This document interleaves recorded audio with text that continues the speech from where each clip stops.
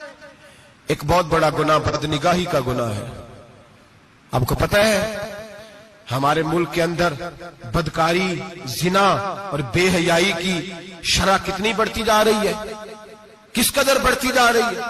وہ لوگ جو نکاح کر لیتے ہیں وہ بھی اپنی نگاہوں کو، میں اکثر کہتا ہوں، حضور نے فرمایا نکاح آدھا ایمان ہے.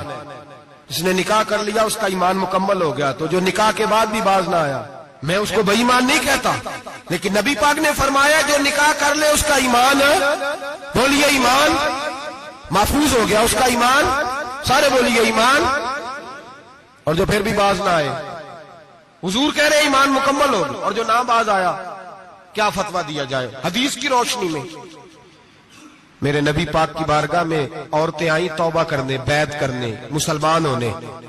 تو حضور بیعت لیتے وقت فرمانے لگے میرے ساتھ وعدہ کرو، جھوٹ نہیں بولو گی، غیبت نہیں کرو گی، زنا نہیں کرو. ایک عورت بول پڑی، کہنے لگی یا رسول اللہ صلی اللہ علیہ وسلم میں مسلمان تو نہیں پر خاندانی ہوں، میرے گھر والوں کے ذہن میں بھی کبھی زنا کا خیال نہیں آیا. ہم تو اسے خاندانوں کے وقار کے خلاف سمجھتے ہیں. روز بری نظر سے کسی کو دیکھنا اور کسی کے بارے میں غلط باتیں، ناراض نہ ہونا.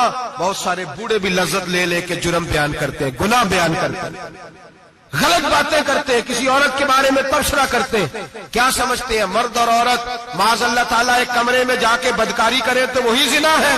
میری طرف دیکھیے اور جھانک کر کے سنیے کیا عرض کر رہا ہوں. ادھر دیکھیں میری طرف. نبی پاک صلی اللہ علیہ وسلم نے فرمایا زنا زبان کا بھی ہوتا ہے، زنا کان کا بھی ہوتا ہے، زنا آنکھ کا بھی ہوتا ہے. حضور کس طرح؟ فرمایا جس نے گند دیکھا اس نے آنکھ کا زنا کیا، جس نے لذت لے کے سنا چپ نہیں کرایا، پوری بات سنی، وہ بھی زانی ہے.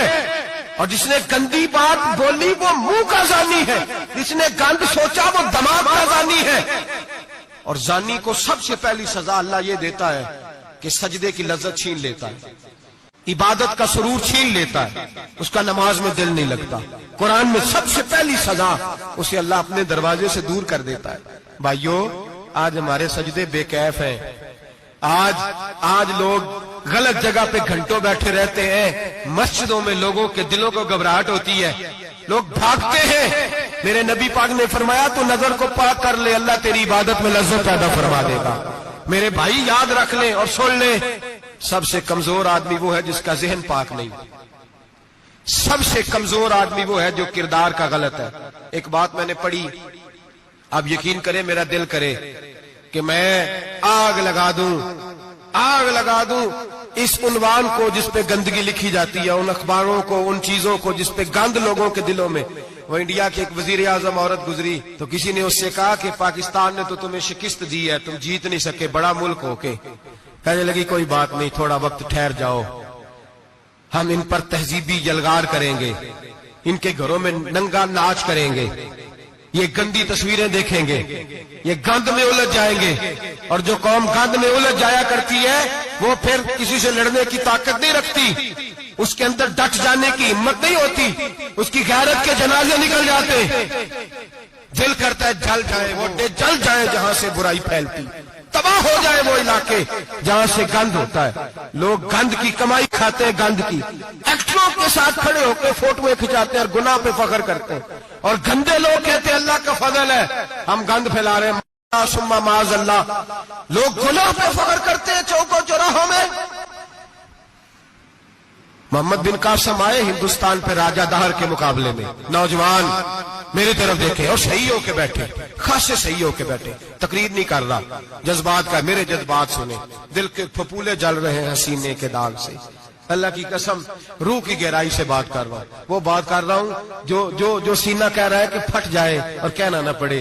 قرآن و حدیث پڑھتے ہیں اور پھر اپنا حال دیکھتے ہیں تو لگتا یہ ہے کہ عذاب قریب آ گیا ہے، لگتا ہے زمین پھٹنے والی ہے، آسمان گرنے والا، لگتا ہے قریب آ گیا ہے سارا کچھ. سمجھے کیا عرض کر یہ بات اگر آپ سمجھ گئے تو قیمت وصول ہو گئی. اس کو سمجھ گئے تو سمجھ لیں آپ کے مزاج کے اندر اللہ نے تبدیلی پیدا کر دی. محمد بن قاسم 18 سال کا جوان، ایک عورت کی عزت پر راجہ دہر ہندو نے حملہ کیا، محمد بن قاسم بچانے آئے. جب ہندوستان آئے فوج تھوڑی تھی، علاقہ تھوڑا تھا، راجہ دہر کی فوج بہت زیادہ، اور پھر اپنا عرب چھوڑ کے یہاں آ کے ہندوستان میں اس کے علاقے میں اس پہ حملہ کرنا، حالات خراب تھے۔ محمد بن قاسم پریشان ہے۔ ایک بزرگ نے دیکھا، کہنے لگے پریشان کیوں ہو؟ کہنے لگا سوچتا ہوں علاقہ بھی اس کا، فوج بھی اس کی، میرے فوجیوں کو تو رستوں کا بھی نہیں پتا، کیسے جنگ کریں گے، کدھر سے آئیں گے، اور پھر ہمیں زبان بھی نہیں آتی، کیسے کام ہوگا، ڈر رہا ہوں۔ 2-4 دن گزرے تو محمد بن قاسم اشاش بشاش ہو گئے۔ وہ بزرگ کہنے لگے خیر ہے، بڑے مطمئن ہو گئے ہو؟ کہنے لگے بس راجہ دہر ہم سے مقابلہ نہیں کر سکتا، راجہ دہر ہمارے مقابلے میں کھڑا نہیں ہو سکتا، وہ گرا کے گرا، وہ لڑکھڑایا کے لڑکھڑایا، ریزہ ریزہ ہو جائے گا۔ آپ کو کیسے خوشخبری مل گئی؟ کہنے لگے مجھے پتا چلا ہے کہ راجہ دہر ذہن کا گندا ہے، وہ تو چچا کی بیٹی کو نہیں چھوڑتا، ماموں کی بیٹی کو نہیں چھوڑتا، خالہ کی بیٹی کو گندی نظر سے دیکھتا ہے۔ جس کا ذہن گندا ہوتا ہے وہ کسی کا مقابلہ نہیں کر سکتا، ہمیں فتح ہوگی، فتح، وہ گرے گا۔ وہ بزرگ کہتے ہیں میں سمجھ گیا کہ واقعی سے فتح ہوگی۔ آج کشمیر کیوں آزاد نہیں ہو رہا، فلسطین میں آگ کیوں لگی ہوئی ہے؟ مسلمان جب تک ذہن کا گندا ہے کمزور ہے، جب تک ذہن کا ناپاک ہے کمزور ہے۔